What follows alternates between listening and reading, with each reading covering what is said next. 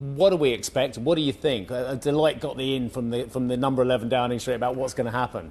We don't have the in, but I think what's very clear from the Prime Minister's speech yesterday is we are going to see significant tax rises. We have had briefings, everyone's been having sort of pre-briefings unofficially.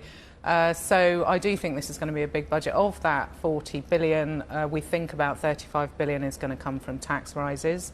And the government are looking for those with the broadest shoulders. There's a huge amount of interest in this budget, I think because of the magnitude of the number, the breadth of taxes that haven't been ruled out, and the fact that we've had 117 days now since Labour took office.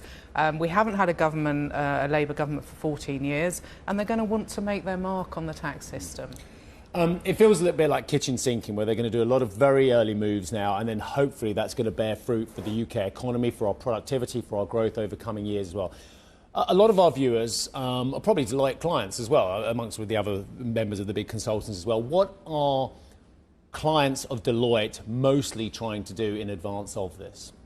Well, look, we've had a huge number of inquiries as to people's specific tax positions, but it really varies from anyone, any sector, all different sectors, all businesses, all taxpayer types are wondering exactly what's in scope for this budget. And actually it's very difficult to tell. Where we do think that they will, you mentioned employers' national insurance, and this is now becoming pretty nailed on as a measure. We don't know exactly what they're going to do. They could increase the rate, apply national insurance to pension contributions, or change the threshold before it's due.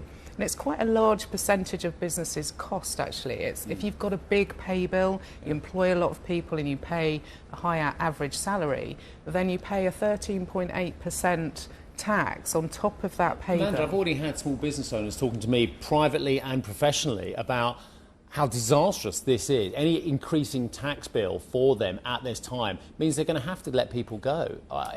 That doesn't sound like a growth strategy to me. No, well, it's a really fine line the government are treading here, because they really want to encourage growth. They're trying to also, at the same time, announce some measures for certainty for business. So they announced just over the weekend that they would not be changing the R&D regime for small or large businesses, which is encouraging. And they're going to set out a corporate tax, a profits tax roadmap, and cap the amount of profits that will be paid. But you referencing smaller businesses, I mean, I think it'll just... Who don't have an R&D bill. Who may not have an R&D bill. So I think it depends how many people they employ and what they're paying. They do get a threshold, so you only pay national insurance over £9,100, and there are some reliefs. So if you're operating in a free port or investment zone, for instance, or you're employing apprentices or younger people. But otherwise, that increase in national insurance will affect employers.